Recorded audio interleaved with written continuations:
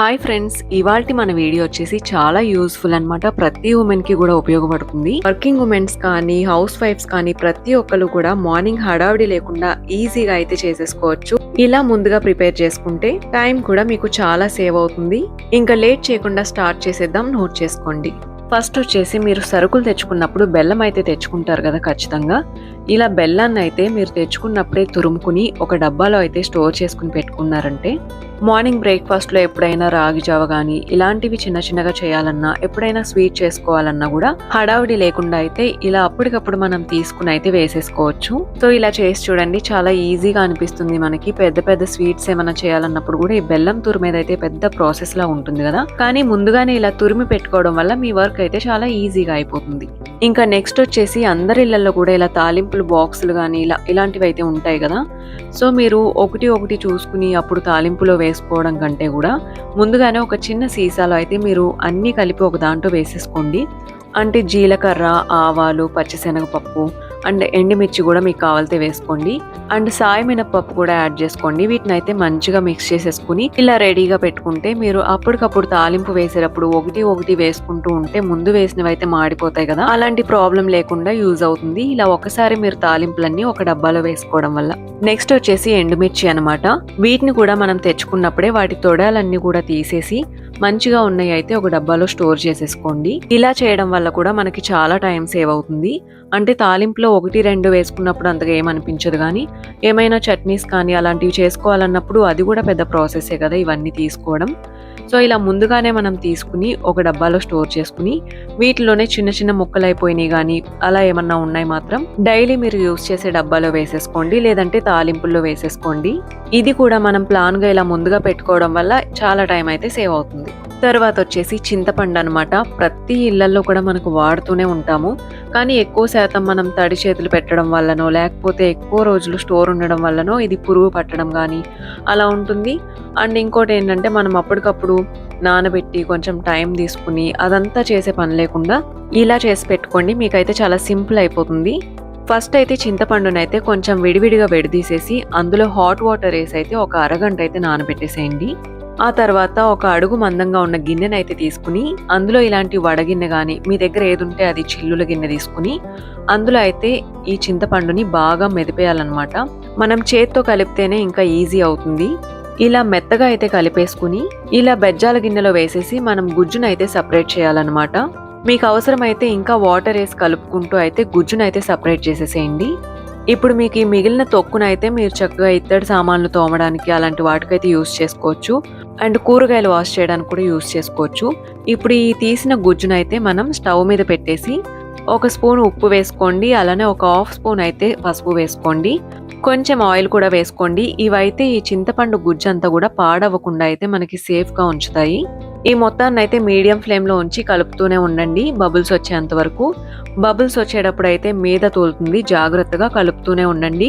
ఇలా ఒక 2-3 minutes bubbles వచ్చిన తర్వాత స్టవ్ ఆఫ్ చేసేసి పూర్తిగా అయితే చల్లారనివ్వండి.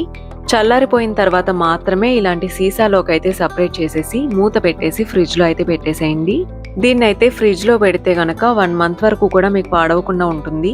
దీన్ని అయితే మీరు కర్రీస్ చేసేటప్పుడు ఎంత కావాలో అంత వేసుకుని కొంచెం వాటర్ వేసేస్తే సరిపోతుంది.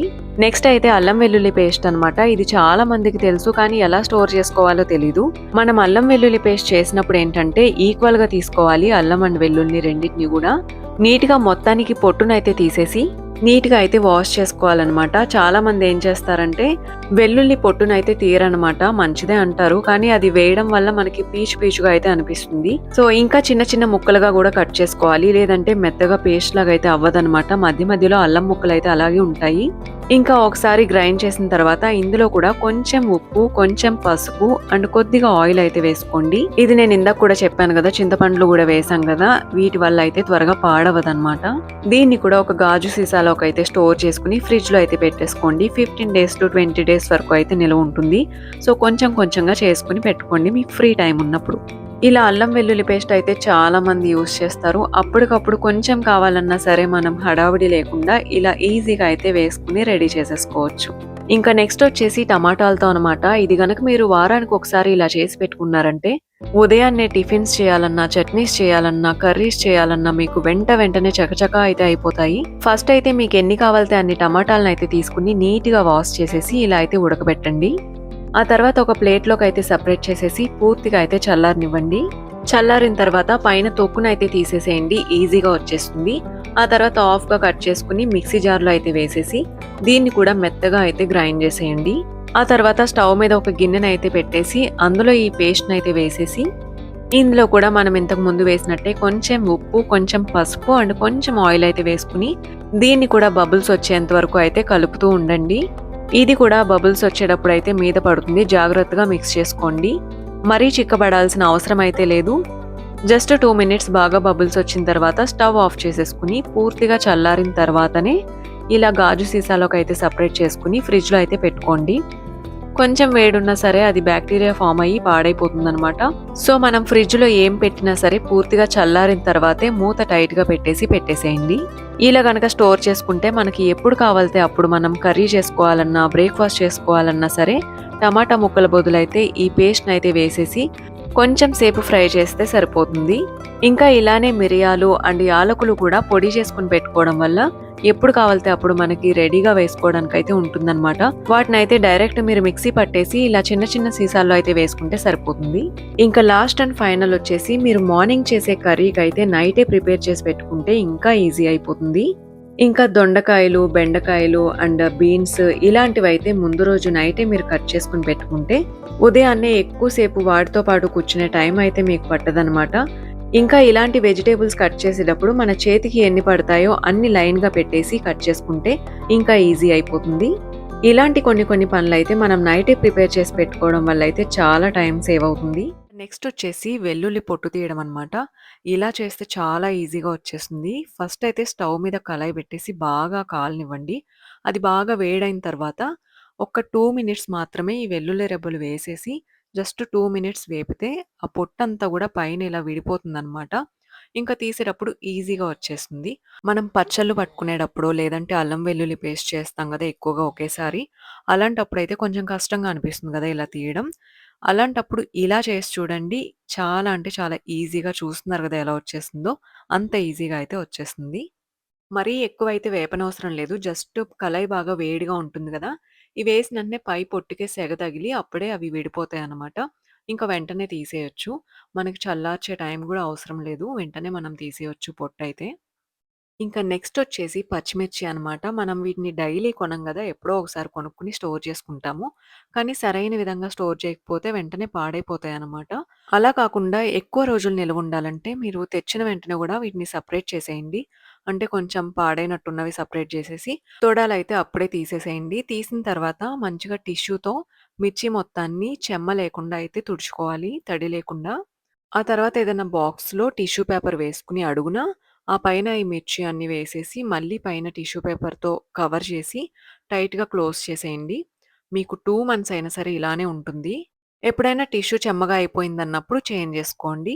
అండ్ ఇదే విధంగా కరివేపాకు, కొత్తిమీర, పుదీనా ఇవి కూడా ఇలానే స్టోర్ చేసుకోవచ్చు. మీకెప్పటికి కూడా ఫ్రెష్‌గా ఉంటాయి. ఇంకా వడిలిపోయినట్టున్నవి మాత్రం సెపరేట్‌గా పెట్టుకొని ముందైతే అవి యూజ్ చేసేసుకోండి. వెజిటబుల్స్ అయినా సరే మనకి చెమ్మ తగిలితే పాడైపోతాయి. ఇది మాత్రం చూసుకోండి. అండ్ నెక్స్ట్ వచ్చేసి వడలు మీకు ఎప్పుడు కూడా క్రిస్పీగా రావాలి అంటే కొంతమంది ఏం చేస్తారంటే మజ్జిగలో చేయి తడుపుకొని వడలేస్తారు. అలా వేసినా కూడా క్రిస్పీగా వస్తాయి. అలా ఏం యూజ్ చేయకుండా క్రిస్పీగా రావాలంటే పిండి రుబ్బేటప్పుడు ఎక్కువ వాటర్ ఎయగూడదనమాట. ఉట్టి పప్పుతోనే లైట్‌గా వాటర్ యాడ్ చేసుకొని సాఫ్ట్‌గా అయితే గ్రైండ్ చేసుకోవాలి. ఆ తర్వాత చేత్తో ఎక్కువ సేపు కలుపుతూ ఉండాలనమాట. అప్పుడు ఫ్లఫీగా అయ్యి ఇవైతే క్రిస్పీగా వస్తాయి. లోపల సాఫ్ట్‌గా వస్తాయి. వాటర్ ఎక్కువ యాడ్ చేస్తే ఆయిల్ ఎక్కువ పీలుస్తుంది చూసుకోండి. నెక్స్ట్ టిప్ వచ్చేసి మనం చేపలు ఎప్పుడైనా ఫ్రై చేసేటప్పుడు అంటుకుపోతుంది కదా కళాయికి అడుగున. సో, అలా అవ్వకుండా ఉండాలి అంటే పాన్‌ని బాగా వేడి చేసిన తర్వాత ఆయిల్ గూడా కొంచెం హీట్‌లో ఉండాలి. అండ్ ఫిష్ మనం వేసిన వెంటనే మనం గరిటెతో గానీ, ఈ పాన్‌ని గానీ కదిలించకూడదనమాట. ఇలా ఒక 4-5 మినిట్స్ తర్వాత మనం తిప్పితే ఈజీగా వచ్చేస్తుంది. ఇదే విధంగా ఆమ్లెట్ కానీ, బాయిల్డ్ ఎగ్స్ కానీ, ఎండు చేపలు గానీ, ఇలాంటివన్నీ కూడా ఫ్రై చేసేటప్పుడు ఆయిల్ హీట్‌గా ఉండాలి. అండ్ వేసిన తర్వాత కొంచెం గ్యాప్. మనం కిచెన్‌లోకొచ్చి కర్రీ స్టార్ట్ చేశామంటే ఫేస్‌ని ఏడుమొహం చేసేసేది ఈ ఆనియన్సే గదా! అలా అవ్వకుండా ఉండాలంటే మీరు ఆనియన్స్‌ని కట్ చేసే ముందు ఒక 10 మినిట్స్ ముందయితే ఫ్రిడ్జ్‌లో పెట్టామంటే కొంచెం ఆనియన్స్ చల్లబడి మన కళ్ళు మండకుండా ఉంటాయన్నమాట. ఇది కామెడీగా ఉన్నా సరే నిజంగా జరుగుతుంది. అండ్ ట్రై చేసి చూడండి. ఇంక కట్ చేసినంత సేపు కళ్ళు తుడుచుకోవడమే సరిపోతుంది. ఇంకా అలా లేకుండా నాన్ స్టాప్‌గా కటింగ్ చేసేసుకోవచ్చు. ఇంకా స్టోర్ చేసుకునేటప్పుడు కూడా మనం బాస్కెట్‌లో క్లోజ్ చేసి పెట్టకుండా ఓపెన్ ప్లేస్‌లో పెడితే ఎక్కువ రోజులు నిలవుంటాయి. ఇంకా నెక్స్ట్ టిప్ వచ్చేసి మనం ఆనియన్స్‌ని ఫ్రై చేసేటప్పుడు కొంచెం ఆయిల్ వేసేసి మధ్య మధ్యలో కలుపుకుంటూ మూత పెట్టేసి హై ఫ్లేమ్‌లో ఉంచితే వెంటనే వేగిపోతాయి. ఎక్కువ టైం పట్టదు. ఆయిల్ గూడా కొంచెం ఎక్కువ వేసుకుంటే ఆనియన్స్‌లో మంచి కలర్ వస్తుంది. అండ్ టేస్ట్ గూడా బావుంటుంది. లేదంటే తక్కువ ఆయిల్‌తో వేస్తున్నారు అంటే గనక మీడియం ఫ్లేమ్‌లో ఉంచి మగ్గనివ్వాలి. కానీ ఇలా సాల్ట్ వేయడం వల్ల అయితే మీకు టైం అయితే సేవ్ అవుతుంది. నేనైతే 10 కంటే ఎక్కువే చెప్పాననుకుంటున్నాను. మీకు కూడా యూజ్ అవుతాయని అనుకుంటున్నాను. మీకు నచ్చితే గనక ఖచ్చితంగా అయితే కామెంట్‌లో జెప్పండి.